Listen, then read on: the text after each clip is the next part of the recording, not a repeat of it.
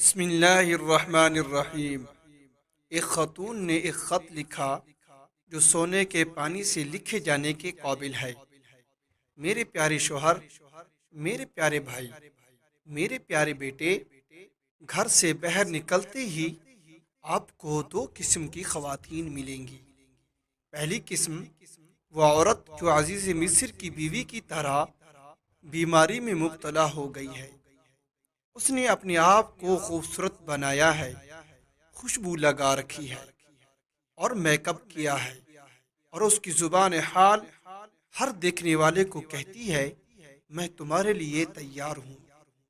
دوسری قسم وہ عورت جو پردہ کرتی ہے اور حجاب کرتی ہے، لیکن حالات نے اسے اپنی ضروریات پورا کرنے کے لیے باہر جانے پر مجبور کر دیا، اور وہ زبان حال سے گویا حضرت شعیب علیہ السلام کی بیٹیوں کی طرح یہ کہتی ہے جب تک چروائے چلی نہ جائیں ہم اپنی بکریوں کو پانی نہیں پلائیں گی، اور ہمارا باپ بوڑھا ہے۔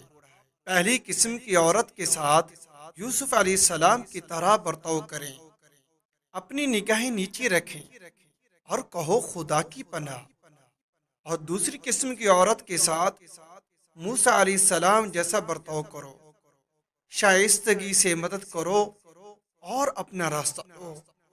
قرآن فرماتا ہے اور اس نے ان بکریوں کو پانی پلایا اور پھر سائے میں چلے گئے۔ یوسف علیہ السلام کی عفت ان کے عزیز مصر بننے کا ذریعہ بن گئی، اور موسیٰ علیہ السلام کی خدمت کی وجہ سے خدا نے انہیں ایک اچھی بیوی اور پناہ دی تھی۔ اے اللہ، ہمیں عفت اور پردہ عطا فرما۔ عورت کا لباس اس کے باپ کی پرورش، اس کے بھائی کی غیرت، اس کے شوہر کی مردانگی، اس کی ماں کی فرما برداری پر دلالت کرتا ہے، اور سب سے بڑھ کر اس کا یہ احساس کہ خدا اسے دیکھ رہا ہے۔